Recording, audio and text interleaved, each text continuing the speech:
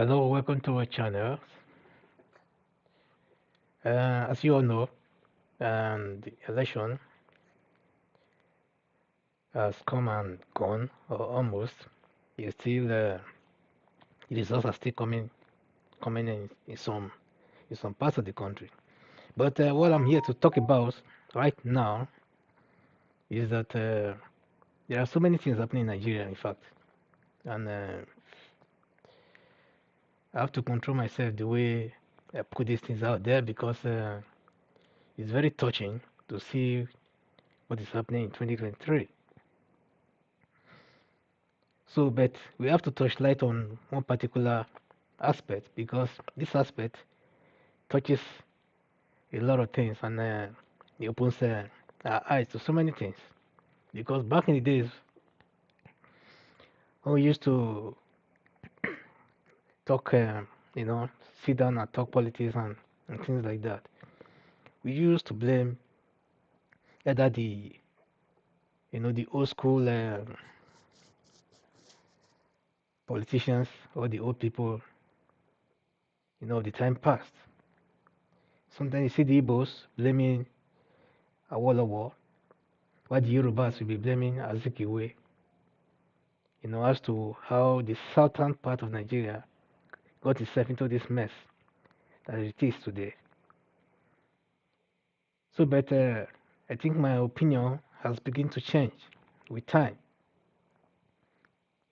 on daily basis due to experiences, either from individuals or from things that I see happening. So Lagos as the focus, as a case study of this topic. In this election, what we saw is that a particular or some particular people or group of people or tribes were hunted down in Lagos, brutalized, simply because they are believed not to originally come from Lagos State. And meanwhile, the same people who are doing these things are not originally from Lagos State. Do you understand what I mean? Because when we talk about Lagos State, everybody used to talk about Lagos being a Yoruba domain, which is partly true because Yorubas dominate Lagos, but these Yorubas come from all parts of the Yoruba land. But if you talk about the indigenous people that own the land, they are not called Yorubas or they are assimilated into the Yoruba race. They are Waris, etc. The Aworis and the Edos, or this Bender as a whole, comprises of this whole area, once dwell in this place and own lands and properties in this whole area and spread out even to Benin Republic, etc. To Togo, Benin, and the rest. Most of them, their languages have changed now a little bit. Either it has been flooded by the majority group that they mixed up with over there, like these Badagry people. What do you call them again? If you remember, I will remember. So the Badagry people, of course. So, but if you want to group them, you group all of them like as Yorubas. The Egbas, for example, were also Yorubas. Were not regarded as Yoruba. They were just called the Egba. Like you have every other little sectional groups in Yoruba land, of course. But they've not been. I mean, they've all now been swallowed by that majorly, majorly language or tribal language that they now encompass with as Yorubas. So we now agree that okay, they are Yorubas. Because why I'm saying this thing is that you see, the Benins, or when you say Benins or the Edo, you're not talking about the Benin that you know now, or the Edo state that you know now. You are talking about, let's say the Bender as a whole, which includes even the Kaibo, you know, and even the Anambra, etc. Because when you check the history of these whole people, you see that they are all coming from that same place, the Godomigodos. So that is how it is, or that is how it was. So and they used to have one supreme king, the Ojiso, etc. But I'm not here to talk history. So, but what I'm here to talk about today is that, first of all, the Lagos state that they are fighting over now is not owned by Ogun State, neither is it owned by Oyo State, neither is it owned by Ondo State, or by, whichever other state. Naturally, Lagos State is owned by Lagos, the Eko that we once know. So, Eko, the word Eko, what does it mean in Yoruba land? If you know, tell me. If not, I will tell you what it means. You understand? Eko was a camp for the, for the royals, when they are going on maybe on escapade, for example, moving from place to place and things like that.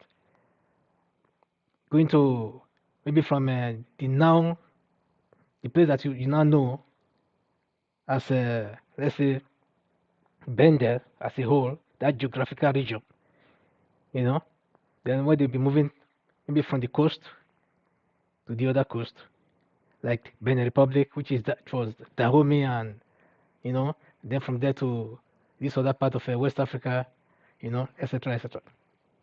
That they were doing their trades back then. So that was how it was, So everybody was moving along the coast where the water is and things like that. They were not going through the desert. They were going to the desert area. So that was how, to cut long story short, that was how they were able to live. So, but anyway, the Yorubas are not disputing that the what they call the so-called Benin, which is the Bender, I would say, which comprises of the Benin of today, the Asians, the Afemans, and the Urobos, the Shakiris, and the Isokos, etc., and even the Jaws, etc., and let's say the Bender Ibo, Ika Ibo, these people were one people, as far as Onitsha is concerned. Onitsha is just was a new city. Onitsha never existed before, So now that was that. Now these people, like I said before, they all own Lagos. They've lived in Lagos over time, years after years after years after years. Migration came. A lot of people, went out, to go and do their businesses. They stay in their camps. Some go to farm. They go to camps. They stay in the camp. Then after some time, they come back again. Maybe during the rainy season, they go back again and start to work again in the farm because of you know boredomness and what have you and things like that. So when it was time to trade their goods, then they bring back their goods again to trade. There are different locations. So that was how that people were able to live. So those who were fishing from various parts and things like that, bringing back their catch back to where they find market, or where they have their own contacts, or you know or markets, etc. So that was how they were living. So in fact, there was never a war like maybe uh, that you will hear that maybe the Egbas or the as far as I know, if you know, let me know. That maybe the Egbas or the Aworis and the Benin or the Shekiri and the Robos and the Ishans were fighting over a plot of land in Lagos. That is the place that is now called Lagos, which is the Eko. There was nothing like that. So they lived peacefully. But now, all of a sudden, after the colonial, what have you, or before the colonial, this thing, when a king came during the slavery days, this king was highly involved in the slavery, where he was selling a lot of people, to Brazil and other part of out of the continent of Africa and selling them to the Europeans and to the Portuguese, precisely. So that was how those things happened. So after then Dosumu, I think, was the king. Then later, when the slavery was aborted, then after sending a batch of slaves, to Brazil or to South America and things like that, then later he realized that, hey, he was doing himself a disservice. So, but somehow he happened to bust them back again. I brought them back to Lagos. I resettled them back in Lagos. You know, so which was now mainly Lagos Island and things like that, according to the history. So I'm not a historian, but I know one or two things, about history. So because they said the man who does not know his history is, it's a what you call him, an outcast. So I'm not an outcast. So I know where I'm from.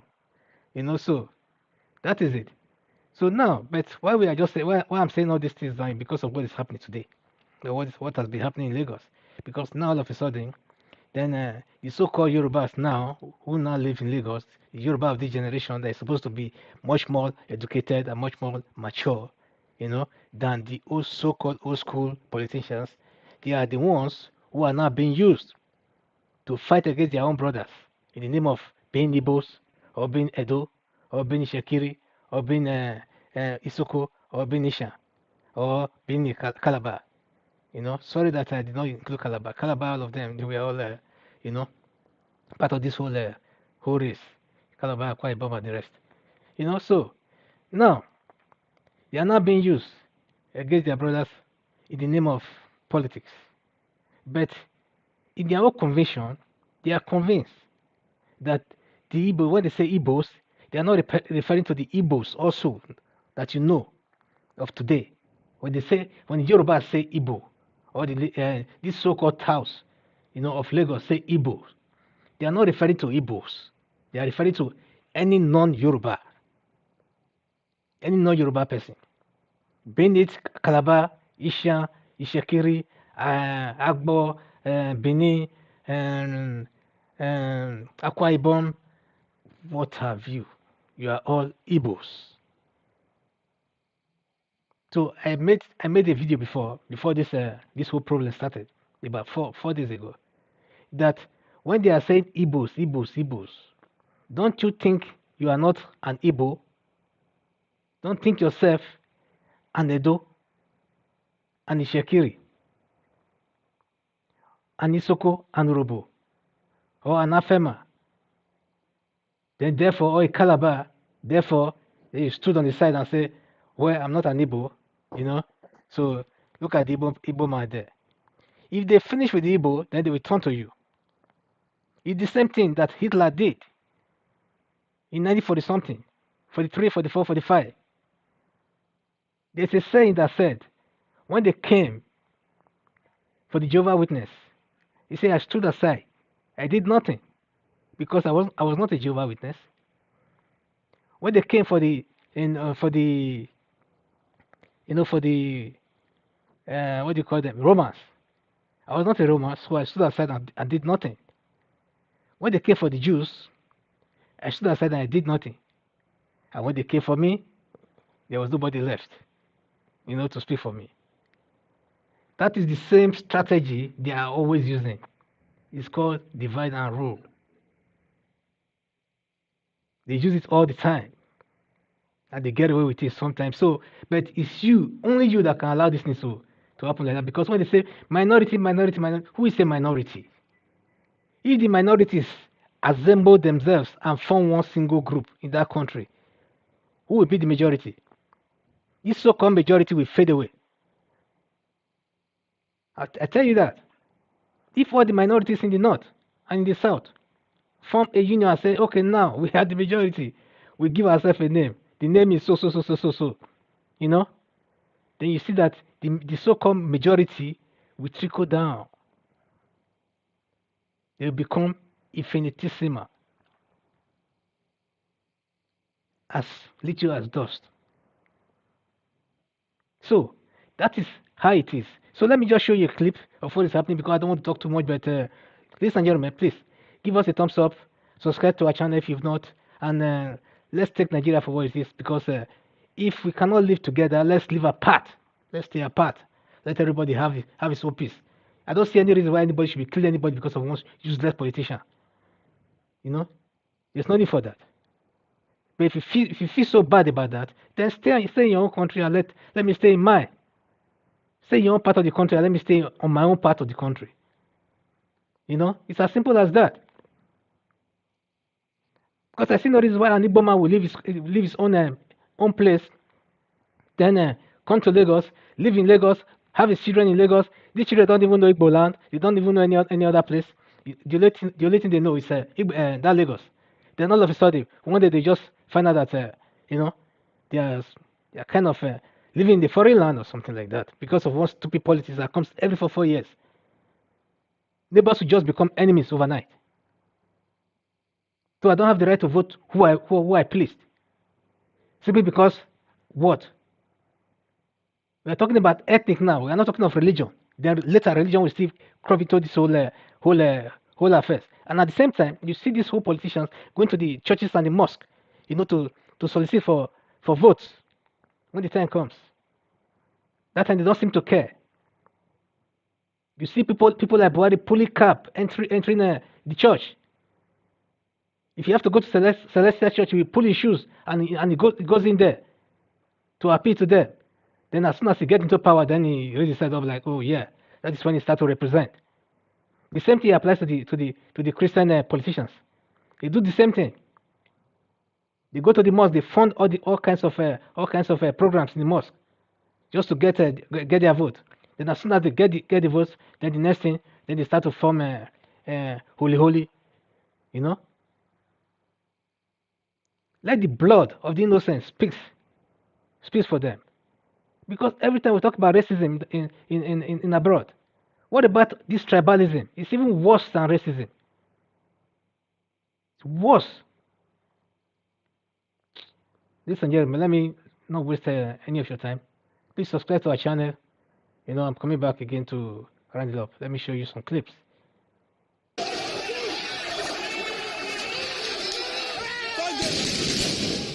Heading down to the southwest, the commercial nerve center, Lagos. One down.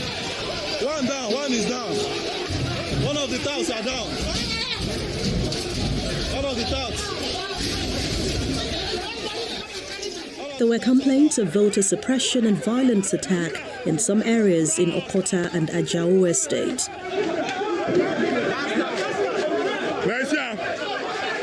No police.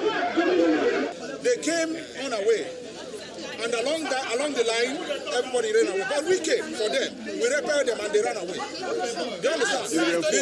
The truth of the matter is that they were stolen bottles. They came with gun, machetes, and all sorts of things. But to God be the glory, they ran away.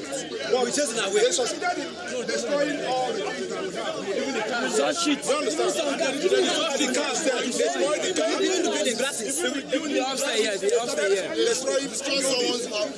Now, what are we saying? We are trying to tell Nigeria that nothing happened here. Wait, hold on. We were disfranchised not to vote. They didn't want us to partake in this election. So we are soliciting to the INEC chairman to cancel this polling booth. 008. There was no election, and along the line, the Nigerian police came and carried the INEC officer with the beavers. Abandoning other material. I don't know whom they are abandoning it for. However, the Commissioner of Police in Lagos says all issues are being addressed and incidences will be investigated. It is true that we've recorded instances of violence in some areas within the state, but the reality. So, ladies and gentlemen, you just saw that. So that is just one clip. Let me show you another one. Then while I was there, I made few calls to get some people to bring seats for us so that we'll be able to sit down and canopy. And after some time, I saw one of the agents of a political party coming, and he started making calls. After like 10 minutes, some talks came in. They came straight to me, telling me that we should forget about voting in our polling unit. That the polling unit is just the polling unit by Festac Link Bridge. That we are not going to vote. I asked him why. He said this Omo Igbo, that we can't vote in this place, that is not allowed, except if I want my car burnt or if I want to live here dead as a corpse. I said, okay. I turned my car facing the exit. They came and started breaking my car. They hit with their big stick. They hit me and broke my mirror too. We equally went back there and they started beating me. Slapping me and hitting me. Is that how we're going to be one Nigeria? One can't be allowed to exercise his right as a citizen to vote. It's wrong. It's very bad. I don't like it. So we got there on that bridge. They said we should go back, that this is not our estate, that we are not going to vote there. So going back, some boys rushed me. I don't know if he has a stone with him. He hit me on the head. I started seeing blood. I have to fight back. So this is the blood on my body. So we are... Yeah, so you see, these are just a few clips I want to show you here because I don't want to show some other stuff, where people were, with all kinds of stab wounds and things like that, simply because they wanted to vote in Lagos. They were asked to leave Lagos. Leave Lagos. You don't belong here. This is our own city. We own this place. Therefore, I've never heard of this before.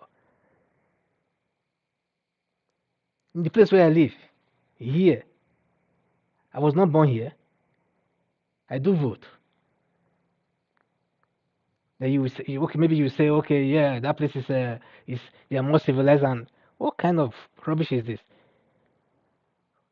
Is it today that we'll be doing elections in Nigeria?